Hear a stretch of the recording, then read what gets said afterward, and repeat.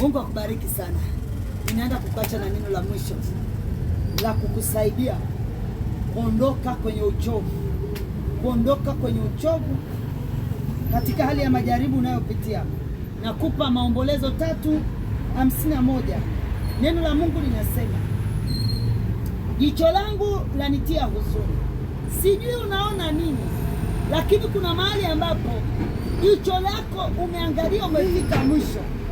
Mkabidhi Mungu, jicho lako limefika mwisho. Usikubali. Lipo jicho la kiroho, lipo jicho la kiroho ambalo ukiwa na nguvu ya Roho Mtakatifu nakupa kwenda mbele. Tuangalie Maombolezo, akasema jicho langu lanitia huzuni nafsini mwangu kwa sababu ya binti zote za mji wako.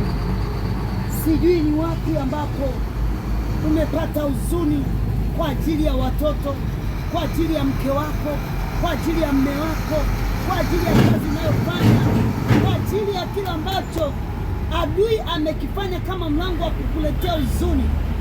Acha nikwambie, ipo nguvu, kipo chakula cha kushibisha roho iliyochoka. Ni neno la Mungu lililojaa mafuta, lililojaa upako wa kubadilisha. Magumu yanawezekana, yasiyowezekana yanaenda kuwezekana, yaliyoshindikana kwa jicho hili la kawaida, kwa jicho la kimungu yanawezekana.